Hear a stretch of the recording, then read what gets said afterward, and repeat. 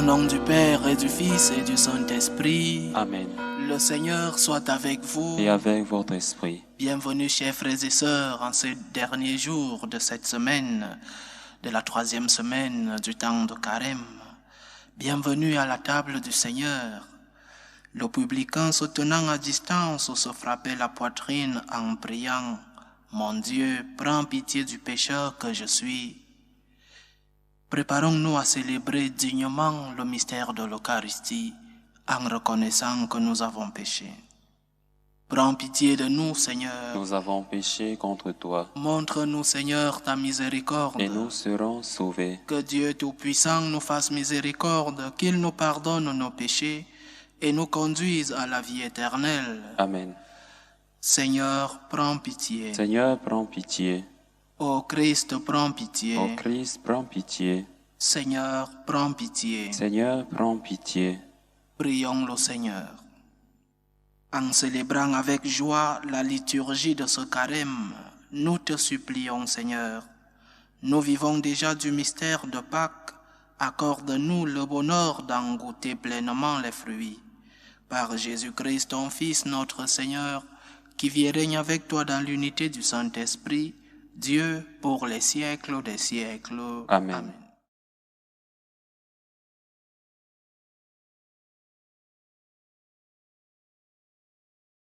Lecture du livre du prophète Osée. Venez, retournons vers le Seigneur. Il a blessé, mais il nous guérira. Il a frappé, mais il nous soignera. Après 2 jours, il nous rendra la vie. Il nous relèvera le 3e jour, alors nous vivrons devant sa face. Efforçons-nous de connaître le Seigneur. Son lever est aussi sûr que l'aurore. Il nous viendra comme la pluie, l'ondée qui arrose la terre. Que ferai-je de toi, Éphraïm? Que ferai-je de toi, Juda? Votre fidélité, une brume du matin, une rosée d'aurore qui s'en va. Voilà pourquoi j'ai frappé par mes prophètes, donné la mort par les paroles de ma bouche. Mon jugement jaillit comme la lumière. Je veux la fidélité, non le sacrifice, la connaissance de Dieu plus que les holocaustes. Parole du Seigneur. Nous rendons grâce à Dieu. Tu veux la fidélité, Seigneur, non le sacrifice. Tu veux la fidélité, Seigneur, non le sacrifice. Pitié pour moi, mon Dieu, dans ton amour. Selon ta grande miséricorde, efface mon péché. Lave-moi tout entier de ma faute. Purifie-moi de mon offense. Tu veux la fidélité, Seigneur, non le sacrifice. Si j'offre un sacrifice, tu n'en veux pas. Tu n'acceptes pas d'holocauste. Le sacrifice qui plaît à Dieu, c'est un esprit brisé. Tu ne repousses pas, ô mon Dieu, un cœur brisé et broyé. Tu veux la fidélité, Seigneur, non le sacrifice. Accorde à Sion le bonheur. Relève les murs de Jérusalem. Alors tu accepteras de justes sacrifices, oblations et holocaustes sur ton autel. Tu veux la fidélité, Seigneur, non le sacrifice. Gloire et louange à toi, Seigneur Jésus. Aujourd'hui, ne fermez pas votre cœur, mais écoutez la voix du Seigneur. Gloire et louange à toi, Seigneur Jésus.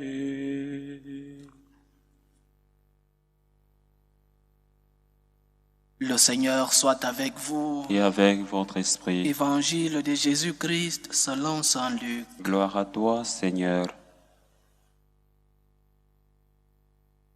En ce temps-là, à l'adresse de certains qui étaient convaincus d'être justes et qui méprisaient les autres, Jésus dit la parabole que voici.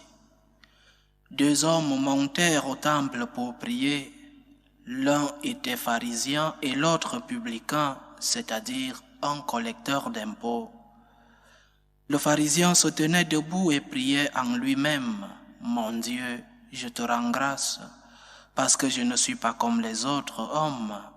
Ils sont voleurs, injustes, adultères, ou encore comme ce publicain. Je jeûne 2 fois par semaine et je verse le 10e de tout ce que je gagne. Le publicain, lui, se tenait à distance et n'osait même pas lever les yeux vers le ciel. Mais il se frappait la poitrine en disant « Mon Dieu, montre-toi favorable au pécheur que je suis. » Je vous le déclare, quand ce dernier redescendit dans sa maison, c'est lui qui était devenu un homme juste plutôt que l'autre. Qui s'élève sera abaissé, qui s'abaisse sera élevé. Acclamons la parole de Dieu. Louange à toi, Seigneur Jésus. 2 hommes montèrent au temple pour prier, nous dit le Seigneur dans cette parabole. Oui, ces hommes montèrent au temple pour prier. Il y a certains détails dans les évangiles sur lesquels il faut s'arrêter un moment. Il y a un courant de ceux qui veulent justifier leur éloignement de l'Église en disant qu'ils peuvent prier chez eux et que le Seigneur les écoute. Alors, ils n'ont plus besoin d'aller à l'église, ils n'ont plus besoin d'écouter les prédications des prêtres, plus besoin de recevoir les sacrements, parce que le Seigneur les écoute dans l'intimité de leur chambre, l'intimité de leur maison. Oui, le Seigneur nous écoute dans l'intimité. Il y a une présence du Seigneur dans nos consciences quand elles sont droites, quand elles sont bien formées. Oui, le Seigneur nous écoute. Lui-même, il a dit. Mais la présence du Seigneur, celle-là qui est en même temps réelle et sacramentelle, nous la trouvons dans les temples, nous la trouvons dans l'église, c'est l'Eucharistie. Alors nous ne pouvons pas nous justifier en disant « je ne vais pas à l'église, je ne vais pas au temple ». Parce que le Seigneur écoute mes prières chez moi. Il y a une autre présence plus élevée, réelle comme les autres, la présence du Seigneur dans sa parole. Celui qui lit la parole de Dieu est en présence du Seigneur parce que le Seigneur nous parle à travers ses paroles. La présence du Seigneur dans la hiérarchie de l'Église, la présence du Seigneur dans les pauvres, ceux-là qui ont besoin de notre aide, la présence du Seigneur dans une communauté unie. Oui, ce sont des présences réelles. Le Seigneur est réellement présent dans ces présences-là. Mais l'unique présence où le Seigneur est réellement et sacramentellement présent, c'est dans l'Eucharistie. Pourquoi fuyons-nous les temples? Pourquoi allons-nous à la messe seulement pour fuir le péché de ne pas aller à la messe le dimanche, seulement pour accomplir la norme de la messe du dimanche? Pourquoi ne nous arrêtons-nous pas avant le travail au temple le plus proche, dire bonjour au Seigneur qui est au tabernacle, au retour de notre travail, accompagner le Seigneur quelques minutes? Je répète la phrase de cette parabole. 2 hommes montèrent au temple pour prier. Il y a un besoin d'aller rencontrer le Seigneur dans sa maison. Il y a un besoin d'aller prier le Seigneur devant le tabernacle. Et ne le faisons pas seulement parce que c'est une obligation le dimanche. Allons accompagner le Seigneur. Allons nous faire consoler par le Seigneur en semaine. Quelques minutes en présence du Seigneur ne vont pas enlever tout ton temps. C'est vrai que l'homme d'aujourd'hui est si occupé à ne rien faire, dirait Saint Paul. Allons accompagner le Seigneur au temple, surtout en ce temps de carême. Nous pouvons, le carême est déjà avancé, c'est vrai, mais nous pouvons prendre une autre résolution, de faire un effort, d'aller devant le tabernacle, d'accompagner celui-là qui est enfermé dans cette cage et qui est ton Dieu. Une résolution donc, aller prier au temple. Allons à la présence du Seigneur, allons nous faire consoler, allons lui demander ce dont nous avons besoin, lui dire merci, mais aussi lui demander des grâces. Mais les prières de ces deux hommes, malgré la même volonté d'aller prier au temple, il y a une différence dans le contenu de leur prière. Celui qui se reconnaît pécheur est sorti du temple, étant juste, nous dit l'Évangile, et l'autre qui se croyait juste, sa prière était remplie d'orgueil. Comment arrivons-nous là? En réalité, le monde ne se divise pas en juste et pécheur. La division est autre. Le monde se divise en pécheurs d'un côté qui reconnaissent leur péché et de l'autre côté qui n'ont pas cette conscience du péché, qui se croient justes comme l'Évangile nous le dit. Nous le voyons aussi dans l'épisode de Jésus crucifié, d'un côté le bon larron et de l'autre le mauvais. Le bon larron a cette conscience du péché. Il sait qu'il a besoin d'être pardonné, mais l'autre n'a pas cette conscience. Le cardinal Danielou, dans une de ses œuvres parlant de l'athéisme, dit que une des causes de la non-croyance en Dieu dans le monde est le manque de la conscience du propre péché.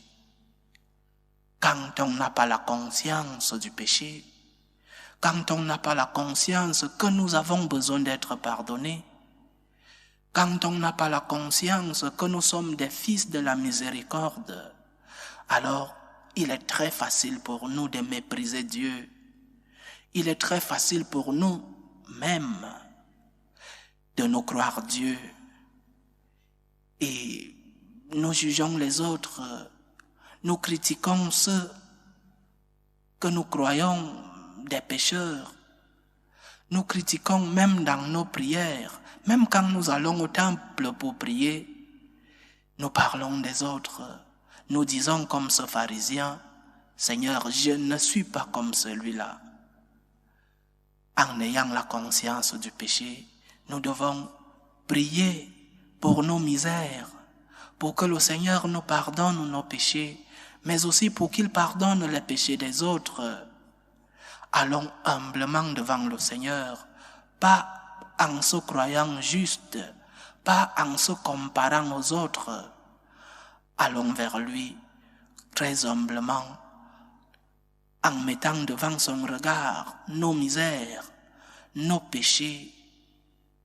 Cette tendance empêche à ce pharisien de se mettre humblement en présence de Dieu et voir son propre péché.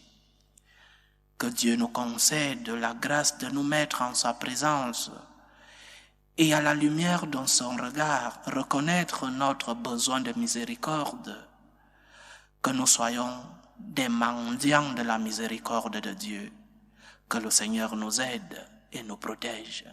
Loué soit Jésus-Christ. À jamais. Jetons en Dieu tous nos soucis et crions vers lui pour tous nos frères les hommes, sachant que sa tendresse a déjà entendu notre appel. Pour la Sainte Église de Dieu, pour le pape, les évêques, les prêtres, et pour tout le peuple des baptisés, prions le Seigneur. Seigneur, écoute et prends pitié. Pour la paix dans le monde, pour que finissent les différentes tensions, les différentes guerres entre les peuples, prions le Seigneur. Seigneur, écoute et prends pitié. Prions le Seigneur pour tous ceux qui vivent des moments difficiles, des moments de détresse. surtout pour les malades. Prions pour les familles divisées, pour tous ceux-là qui nous demandent des prières, pour que le Seigneur lui-même soit leur réconfort. Prions le Seigneur. Seigneur, écoute et prends pitié. Prions le Seigneur pour nous-mêmes, pour notre assemblée et pour tous ceux qui nous suivent à travers ce canal, pour nos différentes intentions de prière. Prions le Seigneur. Seigneur, écoute et prends pitié. Seigneur, viens au secours de ton peuple qui espère en ta miséricorde. Que ta puissance le soutienne en cette vie et le conduise aux joies de l'éternité. Par Jésus-Christ, ton Fils, notre Seigneur, qui vit et règne avec toi dans l'unité du Saint-Esprit, Dieu pour les siècles des siècles. Amen. Amen.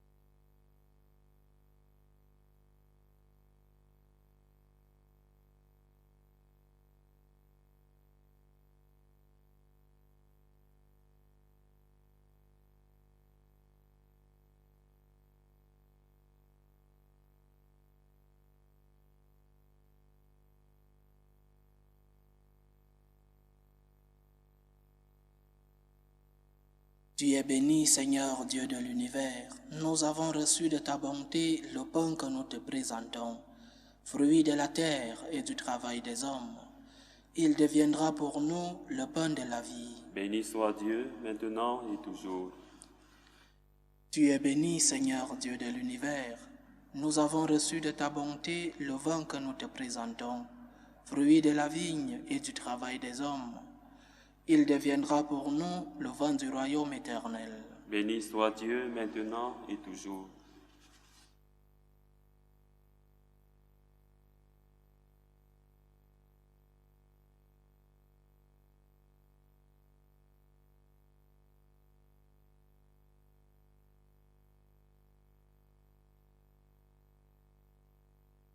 Prions ensemble, chers frères et sœurs, au moment d'offrir le sacrifice de toute l'Église. Pour la gloire de Dieu et le salut du monde. Dieu qui nous dispense ta grâce pour que nous approchions de tes mystères avec un cœur purifié, donne-nous de savoir répondre à ta grâce en confessant que tout nous vient de toi. Par Jésus-Christ, ton Fils, notre Seigneur, qui vit et règne avec toi dans l'unité du Saint-Esprit, Dieu pour les siècles des siècles. Amen. Le Seigneur soit avec vous. Et avec votre esprit, Élevons notre cœur. nous le tournons vers le Seigneur. Rendons grâce au Seigneur notre Dieu. Cela est juste et bon. Vraiment, il est juste et bon de te rendre gloire, de t'offrir notre action de grâce toujours et en tout lieu, à toi, Père très saint, Dieu éternel et tout-puissant. Car tu veux par notre jeûne et nos privations réprimer nos penchants mauvais, élever nos esprits, nous donner la force et enfin la récompense par le Christ notre Seigneur. Par lui, avec les anges et tous les saints, nous chantons l'hymne de ta gloire et sans fin, nous proclamons Saint, Saint, Saint, le Seigneur Dieu de l'univers. Le ciel et la terre sont remplis de ta gloire. Hosanna au plus haut des cieux. Béni soit celui qui vient au nom du Seigneur. Hosanna au plus haut des cieux. Toi qui es vraiment saint, toi qui es la source de toute sainteté, Seigneur, nous te prions. Sanctifie ces offrandes en répandant sur elles ton esprit, qu'elles deviennent pour nous le corps et le sang de Jésus le Christ, notre Seigneur. Au moment d'être livré et d'entrer librement dans sa passion, il prit le pain. Il rendit grâce, il le rompit et le donna à ses disciples en disant, « Prenez et mangez-en tous, ceci est mon corps, livré pour vous. »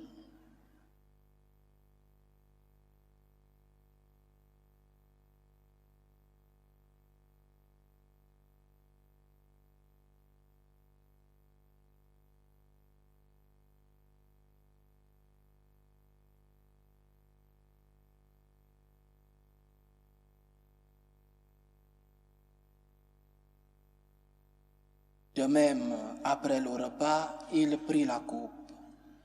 De nouveau, il rendit grâce et la donna à ses disciples en disant, « Prenez et buvez-en tous, car ceci est la coupe de mon sang, le sang de l'alliance nouvelle et éternelle, qui sera versé pour vous et pour la multitude en rémission des péchés.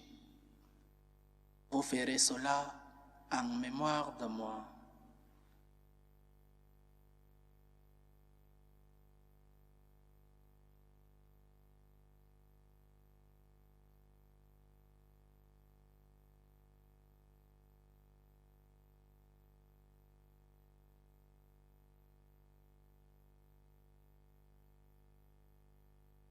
Il est grand le mystère de la foi. Nous annonçons ta mort, Seigneur Jésus. Nous proclamons ta résurrection. Nous attendons ta venue dans la gloire. En faisant ainsi mémoire de la mort et de la résurrection de ton Fils, nous t'offrons, Seigneur, le pain de la vie et la coupe du salut. Et nous te rendons grâce, car tu nous as estimés dignes de nous tenir devant toi pour te servir. Humblement, nous te demandons qu'en ayant part au corps et au sang du Christ, nous soyons rassemblés par l'Esprit Saint en un seul corps. Souviens-toi, Seigneur, de ton Église répandue à travers le monde. Fais-la grandir dans ta charité, en union avec le pape François, notre évêque Carlos et tous ceux qui ont la charge de ton peuple. Souviens-toi aussi de nos frères et sœurs qui se sont endormis dans l'espérance de la résurrection et de tous les hommes qui ont quitté cette vie. Reçois-les dans ta lumière auprès de toi. Sur nous tous, enfin, nous implorons ta bonté. Permets qu'avec la Vierge Marie, la bienheureuse Mère de Dieu, avec Saint Joseph, son époux, les apôtres et tous les saints qui ont fait ta joie au long des âges, nous ayons part à la vie éternelle et que nous chantions ta louange et ta gloire par ton Fils Jésus le Christ.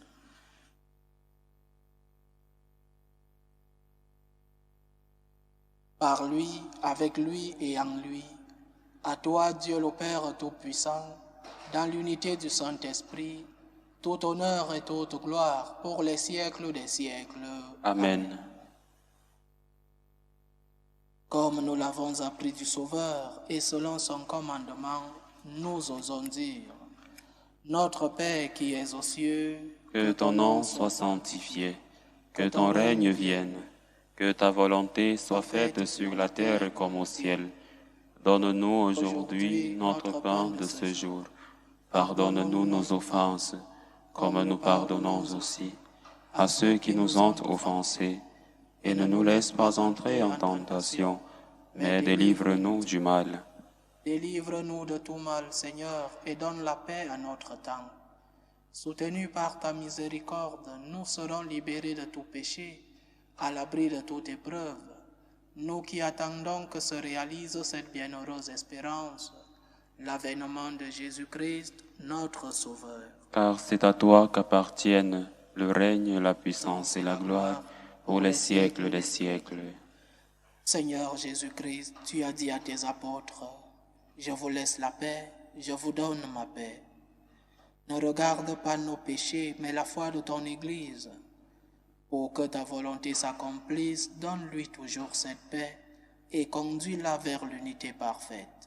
Toi qui vis et règnes pour les siècles des siècles. Amen. Que la paix du Seigneur soit toujours avec vous. Et avec votre esprit. Dans la charité du Christ, donnez-vous la paix. Agneau de Dieu, qui enlève les péchés du monde, prends pitié de nous. Agneau de Dieu qui enlève les péchés du monde, prends pitié de nous. Agneau de Dieu qui enlève les péchés du monde, donne-nous la paix.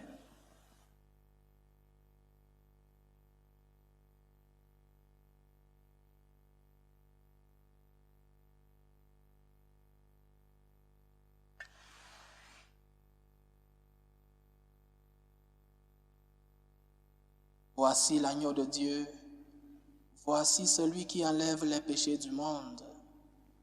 Heureux les invités au repas des noces de l'agneau. Seigneur, je ne suis pas digne de te recevoir, mais dis seulement une parole et je serai guéri. Que le corps et le sang du Christ nous gardent pour la vie éternelle. Amen.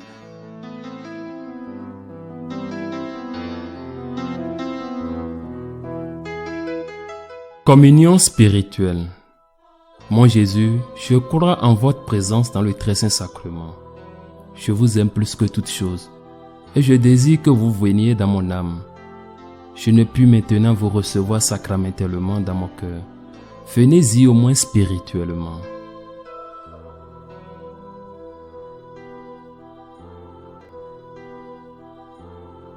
Je vous embrasse comme si vous étiez déjà venu et je m'unis à vous tout entier.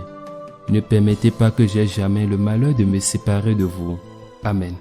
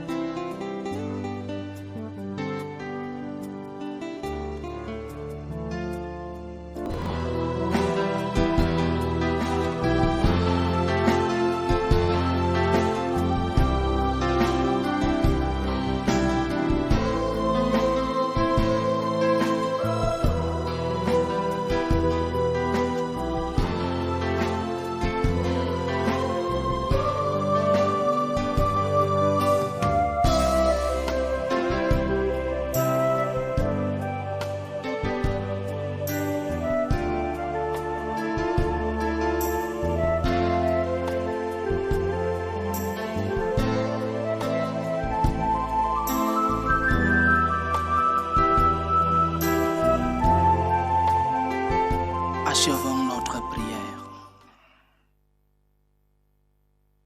Dans ta miséricorde, Seigneur notre Dieu, tu ne cesses de nous combler par tes sacrements. Donne-nous de les célébrer toujours avec respect et de les recevoir avec foi.